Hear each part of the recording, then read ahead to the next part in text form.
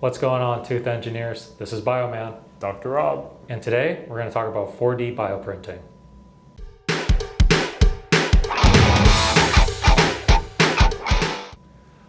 Alrighty, Rob, this is a really interesting subject because 4D printing is just, to my mind, spicy 3D printing. We can take something that's statically created by a 3D printer, use time or other stimulus to make the object more dynamic.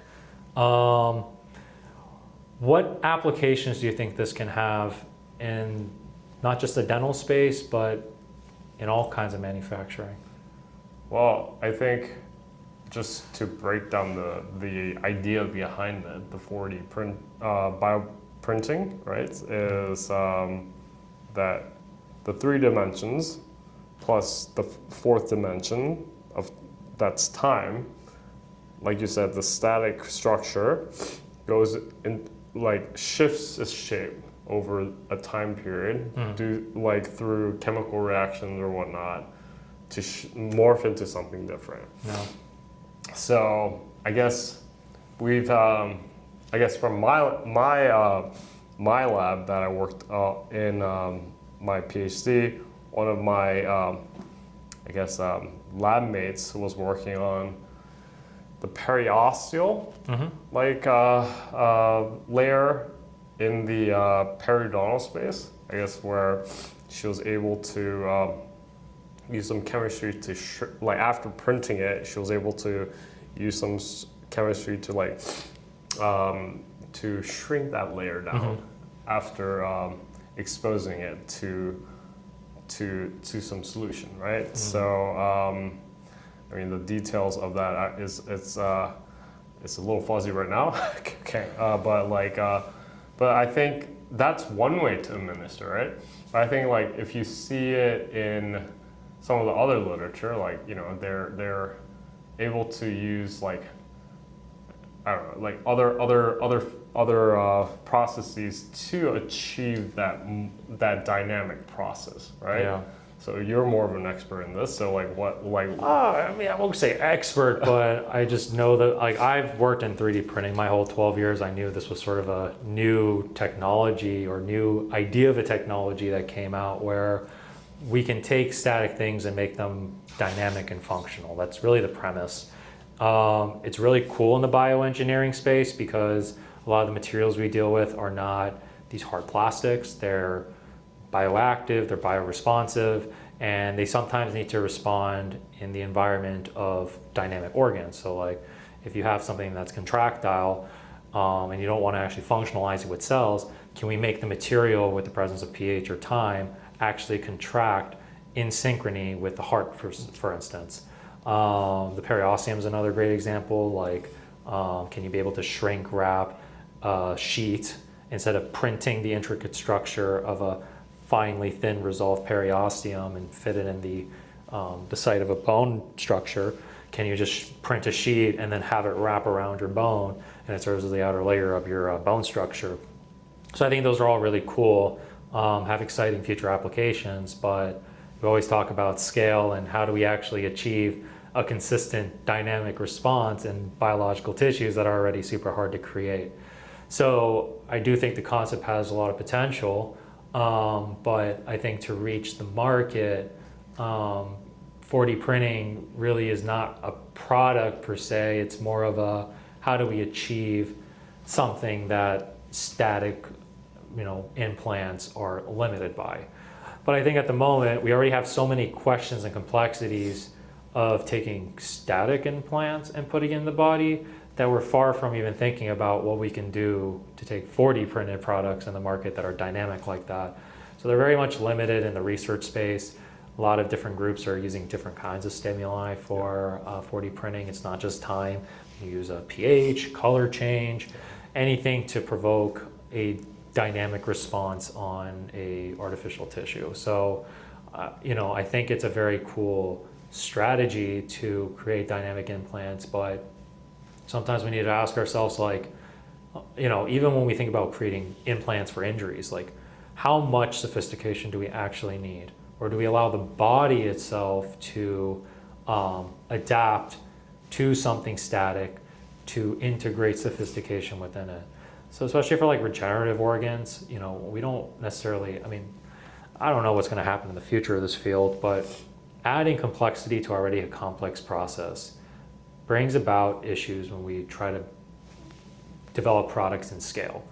So my only critique with 4D printing is, how do we take such a platform and create marketable products?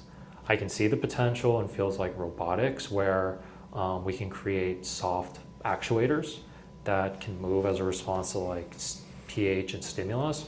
But for like regenerative dental applications or fillings, I mean, 4D printing can also become a semantics game, because technically when you like harden something in the mouth, it's changing dynamically. So we 3D print something soft and it becomes hard. It becomes hard over the course of time.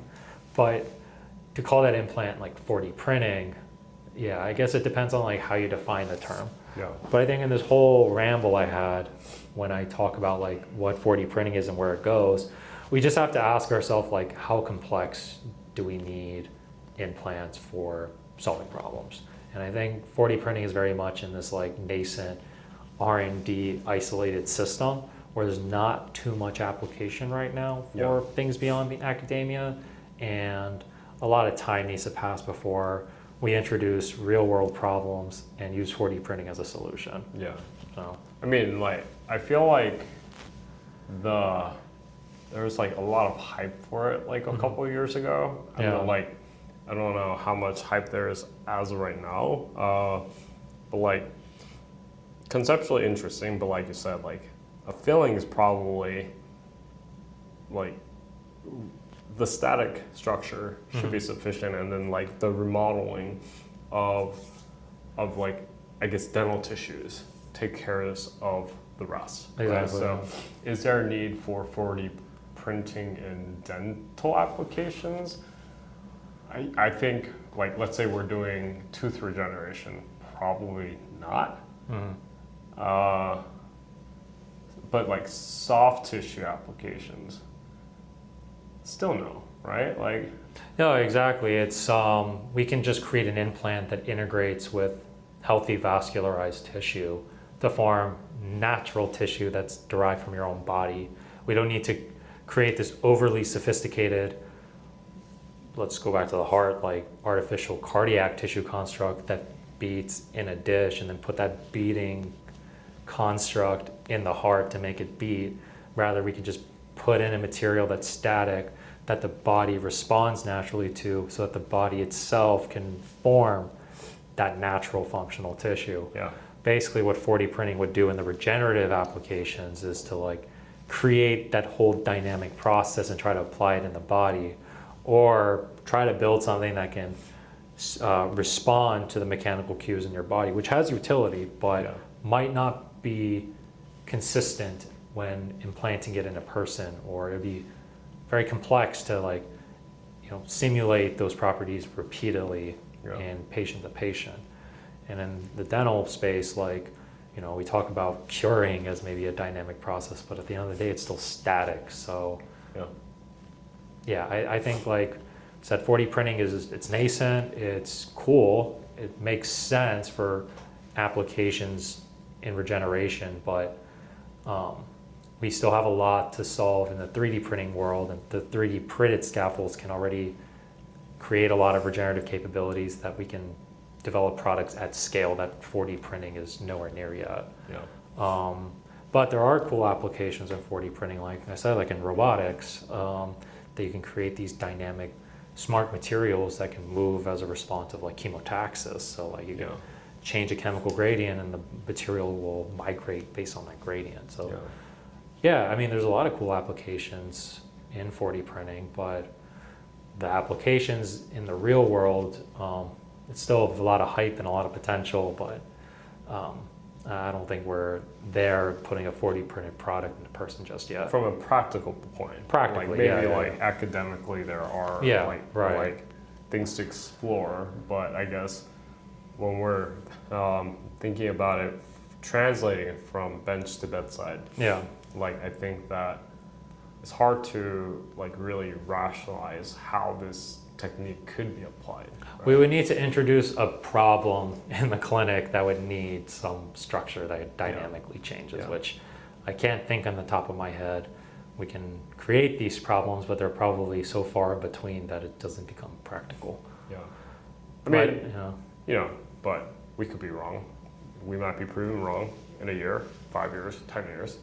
But it's something that Bioman and I will be monitoring as the newer literature come in.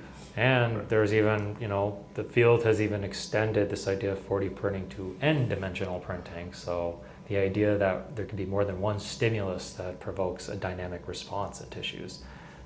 There's folks that call this n-dimensional because you can take a stimulus and AI-powered robotics and incorporate that in a 3D structure, and there you have it. There's 5 dimensions. Keep adding the complexity layers, and you can make your new platform as many dimensions as you want. Make a tetrahedron, for all I know, for the dimensions of printing. It's conceptually, theoretically makes sense. You can isolate these kind of dynamic tissues in a lab, but I think right now a lot of these exercises are limited to lab, exercises and not much else, unless even when taken out in the real world, it's like case studies for small animals. Yeah. And prove us wrong, whatever scientist is out there trying to put in a larger animal model or human, but then from there, make that same product to scale to solve a larger problem. We'll probably come back here and, say, man, remember that video we did on 4D printing? I see the application in it, but we're nowhere near there right now.